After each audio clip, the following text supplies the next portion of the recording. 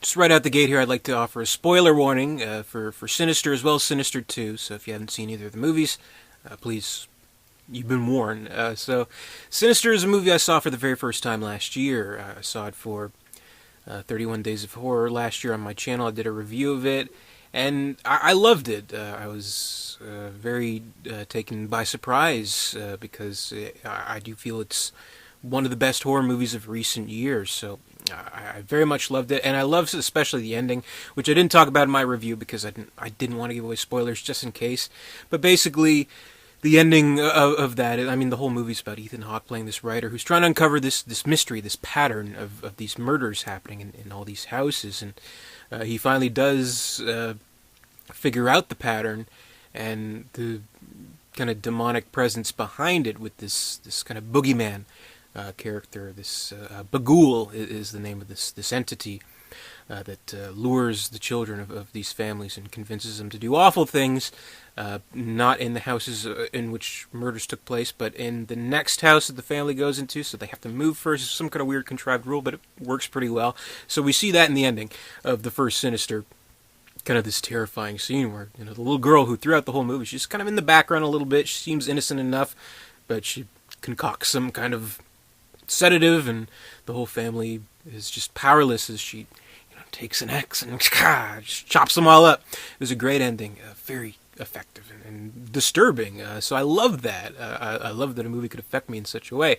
So here we have a sequel, and one of the big challenges of a sequel, of course, is how do we kind of recapture that same magic, that same mood?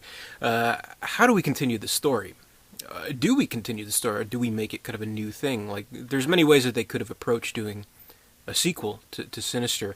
One would be if they did just kind of make it a whole new thing, like a brand new family or something like that, where the mystery kind of unfolds once more. But at the same time, since we already knew from the ending of the first Sinister what kind of the main twist, reveal, what have you is, it would kind of be a suspenseless movie if they did that. Would you see the same old shit?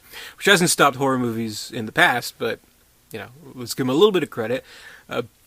Another thing they could have done, maybe they could have extended it in some way, like introduce like Ethan Hawke's like brother or sister, like that we never hear of in the first movie. He's like, yes, my brother was writing this book and something happened to him, and I'm going to find out what it is.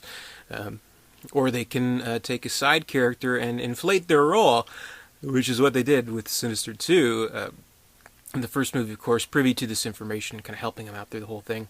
Is Deputy So-and-so. Not that integral of a character, I suppose, because he doesn't get a name, but he actually finds out the mystery too, and he's like trying to warn him at the very end of the movie, but it's too late, alas. He's dead. So the movie continues with Deputy So-and-so as the main character, but also a combination of introducing a new family.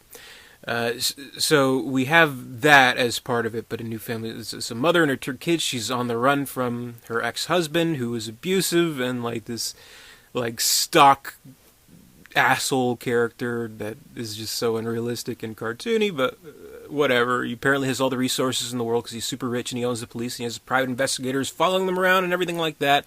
So that's part of the plot. Her two sons are twins, and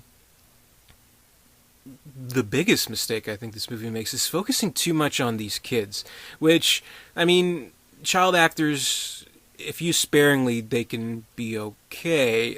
If they use it too much, they can become incredibly annoying, and unfortunately, that's kind of what Sinister 2 amounts to.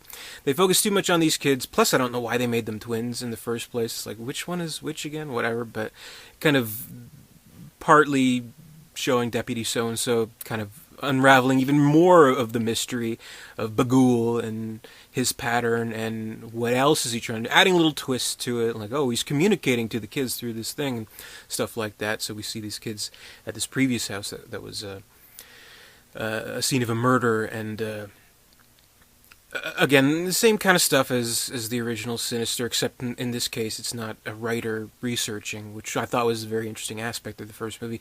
It's just these ghostly kids kind of luring this other kid down into a screening room, I guess, and showing them these scary tapes that we've seen before, and to a much greater effect of the first movie, showing grisly murders and things like that. Another big mistake that the movie makes is making these kids talk and converse with the living kid character, which I think is a huge misstep. Like I don't recall any like we see like ghostly children in the first movie. They're kind of a peripheral presence, but I honestly don't recall them speaking. Here they talk quite a bit, and it's quite annoying, and it's quite unscary. So the one kid who's like kind of the main ghost kid, he's like he seems more like, you know, one of those like, I'm a rich kid and my dad's going to be really mad at you if you know, fuck with us or whatever. But like, it's just such an unconvincing thing, and it's so incredibly annoying to see. Like, it just doesn't work. And I think even like, if they wanted to go with this movie, the exact same premise, the exact same thing, but you know, the kids on the run with their mom from the abusive dad, and kind of a family conflict going on there, and one of the kids kind of being seduced by this evil from Bagul, and the children working as his, you know, minions basically. I think it could have possibly worked if they didn't make the kids talk. Sometimes less is more without them having to explain everything, you know what I mean? And if, let's say, we just saw like the kid almost like talking to himself, while the ghostly kids aren't really talking, but it seems like he is speaking to them, and they are talking to him, but we as the audience can't hear it. I think it'd actually be a little bit more scary. Here it's just a huge misfire of every kind of a mood in a horror movie that you could hope for, unfortunately.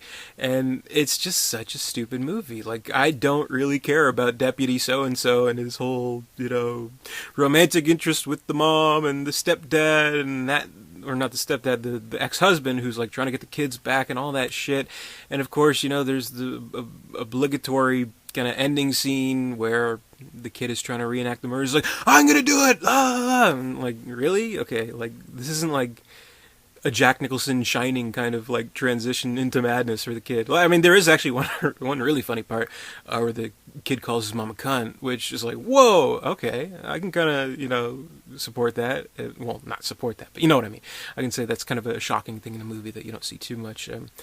Other than that, it's just lame acting from lame child actors, lame scares, lame characters, lame story, and a huge disappointment of a sequel. I love the first Sinister so much, but this one, it just fails on all accounts. Not scary at all, I thought, and the plot was just ridiculous. Especially with the end where we have one last scare, and it's like, what the fuck? It's like this kid's fucking running around with like, you know, Children of the Corn blade, and we're like, is this supposed to be scary? Oh wait, the thing's gonna pop up and talk on a radio. Like, come on. Anyway, it's a horrible movie.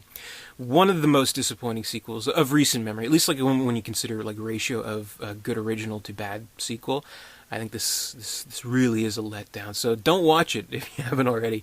I regret watching it quite a bit. So, Sinister 2, must miss. Thank you very much for watching. Be sure to comment, rate, subscribe, all that good stuff. Visit dare237.com and stay tuned for more 31 Days of Horror reviews all this month on my channel.